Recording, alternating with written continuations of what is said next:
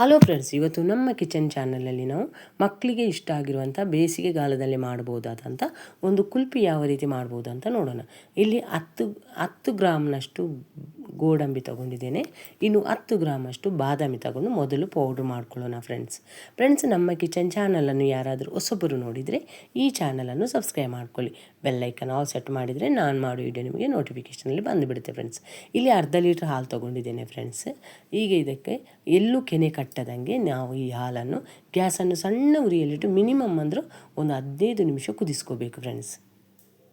ಈಗ ಹಾಲು ಕುದೀತಾ ಇದೆ ಫ್ರೆಂಡ್ಸ್. ನಾನೀಗ ಇದಕ್ಕೆ ಎಷ್ಟು ಸ್ವೀಟ್ನೆಸ್ ಬೇಕು ನಿಮಗೆ ನೋಡಿಕೊಂಡು ನೀವು ಸಕ್ಕರೆ ಆ್ಯಡ್ ಮಾಡ್ಕೋಬೋದು. ನಾನೊಂದು 6 ಟೇಬಲ್ ಸ್ಪೂನಷ್ಟು ಸಕ್ಕರೆನ ಆ್ಯಡ್ ಮಾಡ್ಕೊತಿದ್ದೇನೆ ಫ್ರೆಂಡ್ಸ್.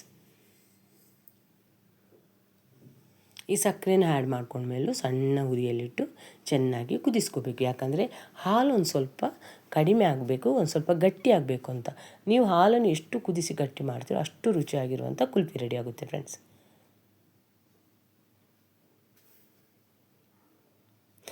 ನಿಮಗೆ ನಾನು ಮಾಡೋ ವಿಡಿಯೋ ಏನಾದರೂ ಇಷ್ಟ ಆದರೆ ಆದಷ್ಟು ಲೈಕ್ ಮಾಡಿ, ಶೇರ್ ಮಾಡಿ, ನಮ್ಮ ಚಾನಲನ್ನು ಸಪೋರ್ಟ್ ಮಾಡಿ ಫ್ರೆಂಡ್ಸ್.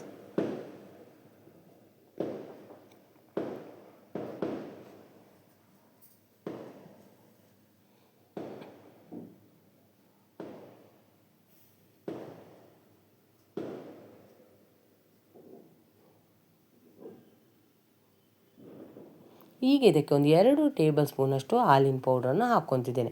ನಾನು ಅಮೂಲ್ಯ ಅವರ ಹಾಲಿನ ಪೌಡ್ರನ್ನು ತಗೊಂಡಿದ್ದೇನೆ, ಸಣ್ಣ ಪ್ಯಾಕೆಟ್. ಅದನ್ನು ಹಾಕ್ಕೊತಿದ್ದೇನೆ ಫ್ರೆಂಡ್ಸ್. ಯಾಕಂದರೆ ಹಾಲಿನ ರುಚಿ ಇನ್ನೂ ಒಂದು ಸ್ವಲ್ಪ ಜಾಸ್ತಿ ಆಗಿಬಿಡುತ್ತೆ. ಅದಕ್ಕೋಸ್ಕರ ಹಾಲಿನ ಪೌಡ್ರನ್ನು ಹಾಕ್ಕೊಂಡು ಚೆನ್ನಾಗಿ ತಿರುಗಿಸ್ಕೋಬೇಕು ಫ್ರೆಂಡ್ಸ್.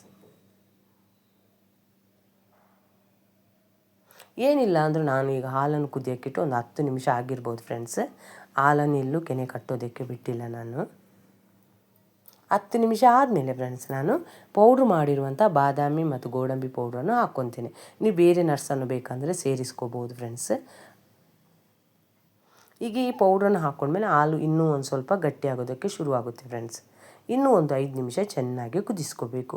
5 ನಿಮಿಷ ಹಾಲು ಚೆನ್ನಾಗಿ ಉಕ್ಕಿ ಬಂದಮೇಲೆ ಫ್ರೆಂಡ್ಸ್ ಇದನ್ನು ಸಂಪೂರ್ಣವಾಗಿ ತಣ್ಣಗಾಗೋದಕ್ಕೆ ಬಿಡಬೇಕು ಫ್ರೆಂಡ್ಸ್. ಈಗ ಉಕ್ಕಿ ಬಂದಿದೆ ಫ್ರೆಂಡ್ಸ್.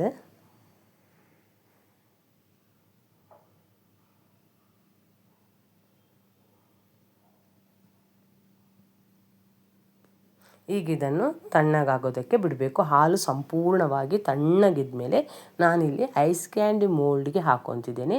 ನೀವೇನಾದರೂ ನಿಮ್ಮ ಕಡೆ ಐಸ್ ಕ್ಯಾಂಡಿ ಮೋಲ್ಡು ಇಲ್ಲ ಅಂದರೆ ನೀವು ಬೇಕಂದರೆ ಸ್ಟೀಲ್ ಗ್ಲಾಸ್ ಇದ್ದರೆ ಅದಕ್ಕೆ ಬೇಕಂದರೆ ಹಾಕಿ.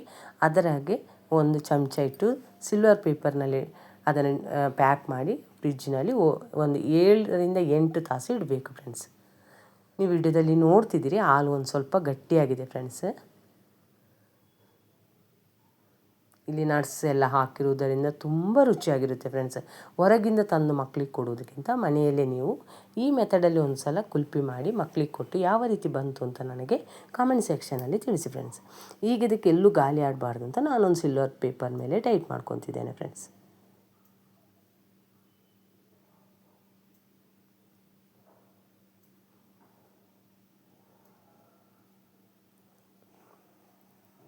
ಫ್ರೆಂಡ್ಸ್, ನಿಮಗೆ ನಾನು ಮಾಡೋ ವಿಡಿಯೋ ಏನಾದರೂ ಇಷ್ಟ ಆತಂದರೆ ನನ್ನ ಚಾನಲನ್ನು ಸಪೋರ್ಟ್ ಮಾಡಿ ಫ್ರೆಂಡ್ಸ್.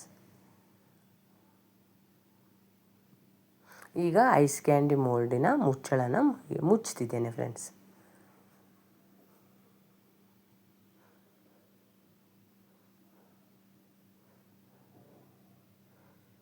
ಈಗ ಈ ರೀತಿ ಎಲ್ಲ ಮುಚ್ಚಳವನ್ನು ಮುಚ್ಚಿ ನಾನು ಓವರ್ ನೈಟ್ ಫ್ರಿಜ್ಜಿನಲ್ಲಿ ಇಡ್ತಿದ್ದೇನೆ ಫ್ರೆಂಡ್ಸ್.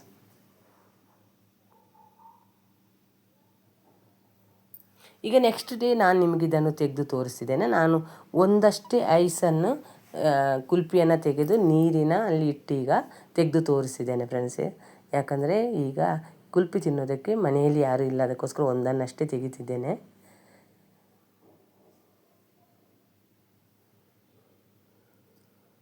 ನೋಡಿದಿರಲ್ಲ ಫ್ರೆಂಡ್ಸ್, ಎಷ್ಟು ಈಸಿಯಾಗಿ ಎಷ್ಟು ನೀಟಾಗಿ ನಾನು ಈ ಕುಲ್ಫಿ ಮಾಡಿದಂತೆ ಈ ವಿಡಿಯೋನ ನೀವು ನೋಡಿದ್ದಕ್ಕೆ ನಿಮಗೆ ತುಂಬ ಧನ್ಯವಾದ.